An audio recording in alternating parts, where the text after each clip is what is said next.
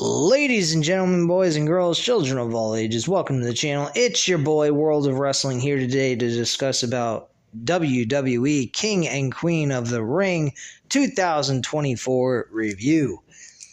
This was a fucking fantastic show. Excellent show. Up and down this card. I really have no complaints.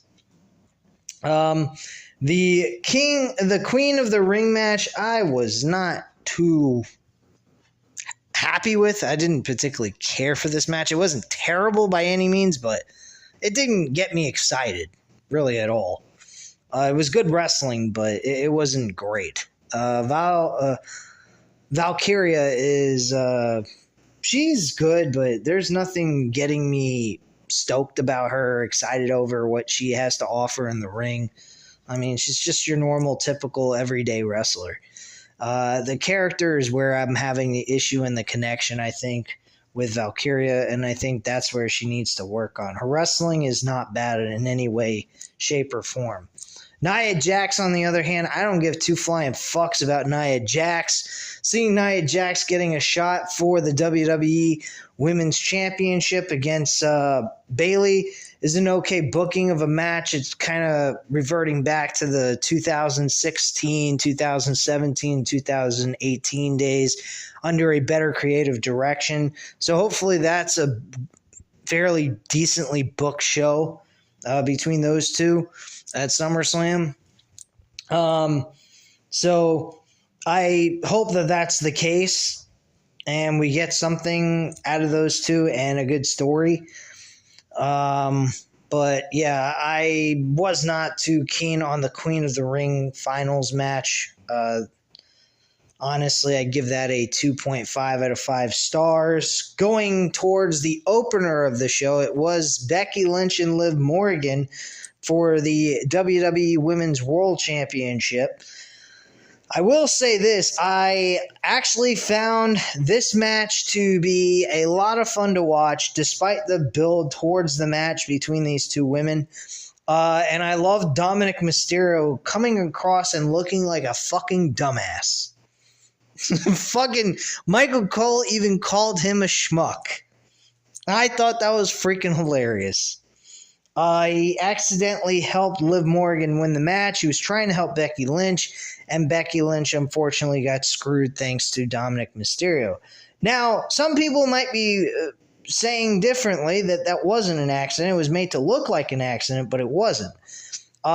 Reason being is I've heard on some of the podcasters that are bigger than me, like JD from New York, he actually mentioned that Liv Morgan was carrying around some handkerchief on the back of her pants, and it looked like Dominic Mysterio's handkerchief that he usually carries around. So is there some kind of thing going on between those two behind Mommy's back? So who knows? Rhea Ripley might have a betrayal taking place with Dominic Mysterio. I guess he would be living up to his name as being Dirty Dominic Mysterio, apparently. Who the fuck knows? But the whole concept was really more funny than anything else. The match itself was decent. It had a lot more excitement going on in it than the fucking Queen of the Ring match. So I'd give this a 3.5 out of 5 stars. Liv Morgan ends up winning the matchup and becoming the new Women's World Champion. I'm sure all the Liv Morgan nutcases who drool over her body and wish they had a lucky night with her are probably happy and stoked over the fact she's now the new Women's World Champion for all we know. The next match after that, this was, believe it or not, I mean, it is a toss-up between the King of the Ring finals match with Gunther and Randy Orton and the IC Championship triple threat match with Sami Zayn defending the title against Chad Gable and Bronson Reed. I loved this match. This match was super exciting to watch. This was main event quality, honestly, even though it was only the second match on the card. And I was super impressed with the work that these three men did. Chad Gable did not take the L in this match, which leaves you to think that there's a good chance that Chad Gable could be the guy dethroning Sami Zayn at the end of all of this, with Sami Zayn's run as IC champion, which I'm totally cool with because I want to see Sami Zayn eventually get a shot for the world championship against Gunther. I think Gunther's going to be the guy to win the title and move on all the way through till WrestleMania.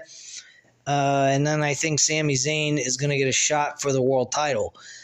Now, you guys may really hate me for this, but I think there could be a story coming out of this if there was a win that Sami picked up over Gunther. And I'll tell you why. In sports, you always see a team that's a big, dominant team, but there's always that underdog team that always has the better of them. That's kind of the story you could tell here with these two guys leading into WrestleMania in a rematch between the two of them, and Sami Zayn going over on Gunther again. And then eventually getting Gunther to get a W over Sami Zayn later on that same year to get the title back. That's what I would do, and that's just kind of a sports mentality booking decision in a storyline. So it's strictly competition, really, and that Sami Zayn just gets the better of Gunther when nobody else can. He's just got that ability to do so. But we'll just have to see what happens there. But I think Gunther versus Sami Zayn match at WrestleMania would be a good way of doing things. I think Sami Zayn winning the Elimination Chamber would probably be the best course of action. Now, if you wanted to have Sami Zayn win the Royal Rumble, I wouldn't be opposed to that idea. But there is something I'll bring up in just a few short moments when we get to the WWE Championship match that you guys might or might not agree with. And if that's your take on it, well, then that's fine. I don't give a shit. But anyway, yeah, this match was a 4.5 out of 5 stars. Sami Zayn gets the W over Bronson Reed with the Helluva Kick. And Chad Gable and Otis were fighting outside the ring. Otis was refusing to do a clothesline. Eventually goes ahead, does it, and then clotheslines Chad Gable instead of Sami Zayn, which cost Chad Gable an opportunity of winning the title in the triple threat. And they could easily just rectify that by earning him another shot for the IC Championship later on this year into the fall. I think Clash at the Berlin or Bash at the Berlin would be a great way of getting the title onto Chad Gable. I mean, having him win at SummerSlam ain't a terrible idea, but it is kind of typical WWE-esque bullshit where we see on a major pay-per-view a challenger taking the title off of the champion. And I think that it's kind of a good idea to kind of change things up. Maybe have Sami Zayn and him go to a no contest. They put a stipulation match in at Bash at Berlin and do that. I think that probably would be a good idea to do instead of just a simplistic, let's just have a singles match, title changes hand bullshit. They could do a submission match at Bash at Berlin and put that in Chad Gable's advantage and have him win. Maybe we could see a new submission hold by Sami Zayn, but he just was unsuccessful winning. He did put him in the ankle lock in this matchup, by the way, which he looked pretty good doing to Chad Gable. So, I mean, a submission match wouldn't be a bad idea as a way of getting the title off of Sami Zayn, and that's putting the advantage into Chad Gable's corner.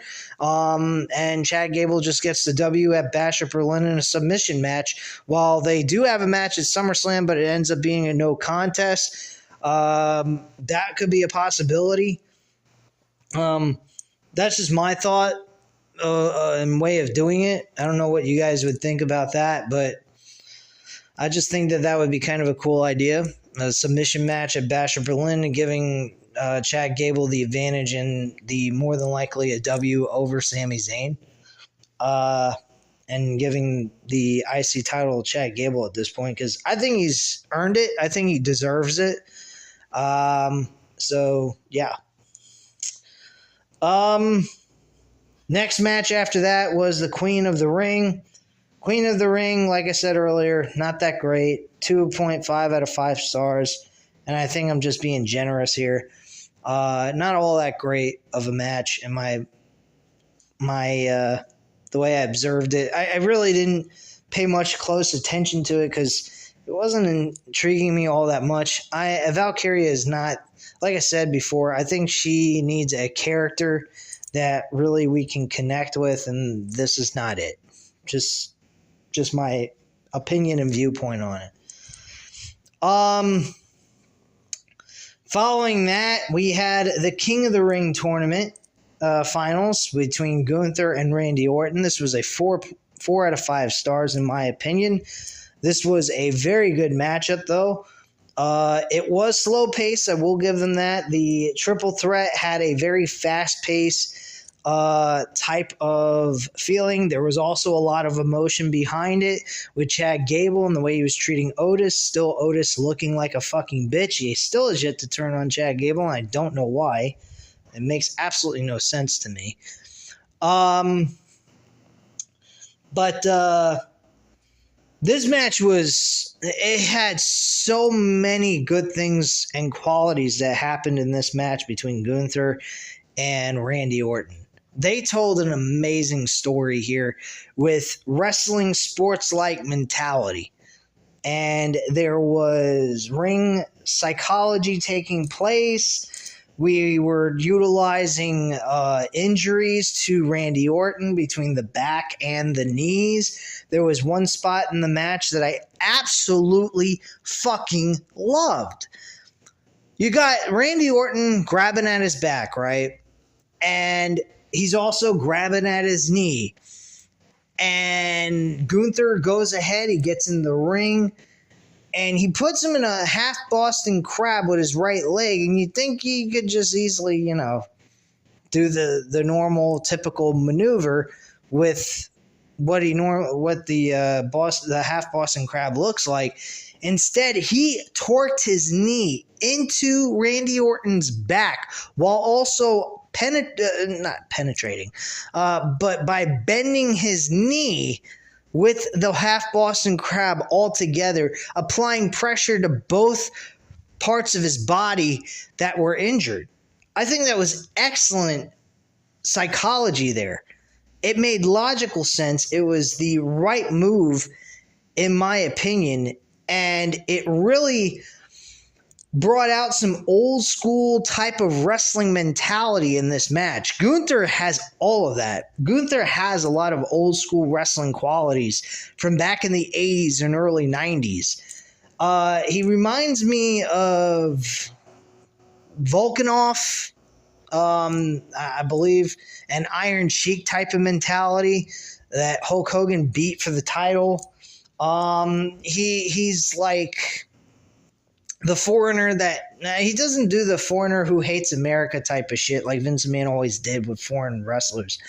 But he does he's very old fashioned, and I like that about Gunther. That's what makes him entertaining. He brings back that old school, back in the day wrestling mentality, back when the territories existed, and WCW is run by Jim Crockett with Ric Flair being the head guy of the promotion.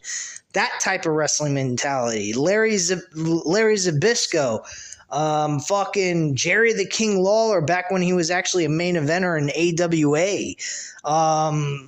That, to me, is Gunther in a nutshell. He would have fit perfectly back in those eras. And he brings that to the table here in today's modern day of wrestling. And he's fucking great at it.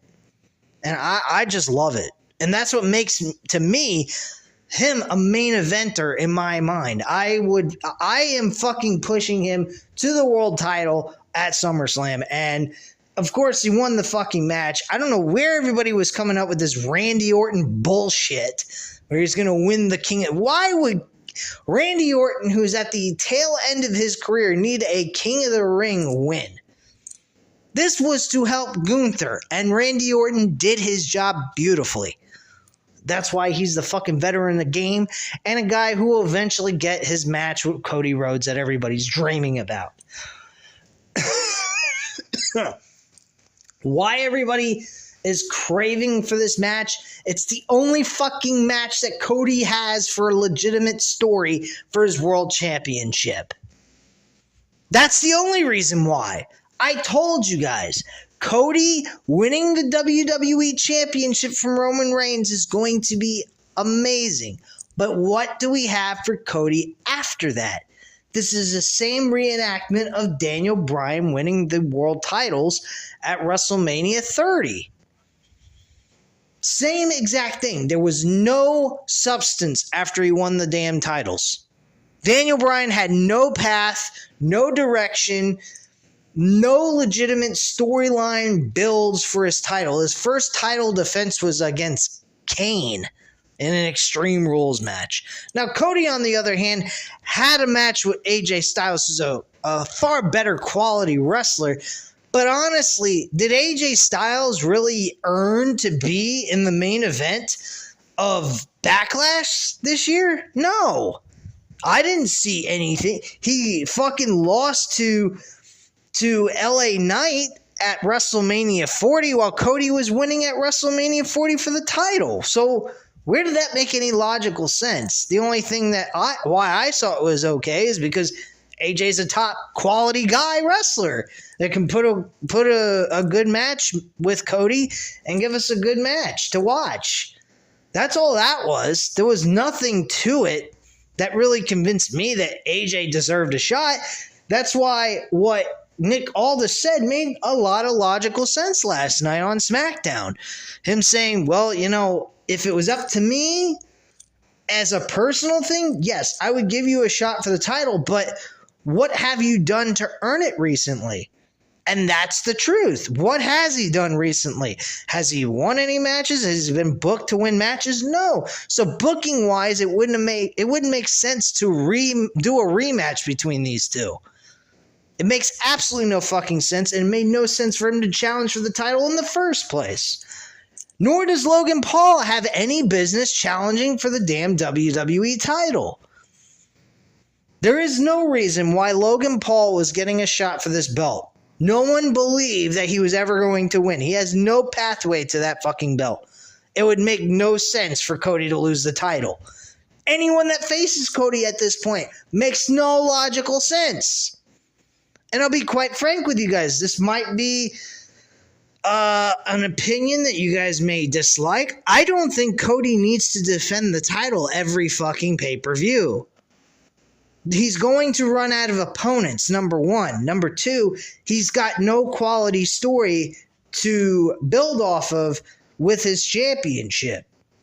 The only story he's got is Randy Orton. That's if Randy Orton turns heel, which could happen, but he also has issues that he could work off with the bloodline. He has a relationship and an ally in Kevin Owens. Those two could go off and become tag team champions, but I'm really over Randy being a tag team partner. I'm not really keen on that. I mean, then again, we could get Kevin Owens turned on by Randy Orton, and Randy Orton RKO's Kevin Owens straight to hell. And maybe that's like SummerSlam. We see Randy Orton versus Kevin Owens at SummerSlam, and they have a grudge match there. Randy Orton beats Kevin Owens, and then we see Randy versus Cody Rhodes after Cody beats The Rock at SummerSlam. That's an idea. I'm not sure, but that's just my viewpoint on the whole thing.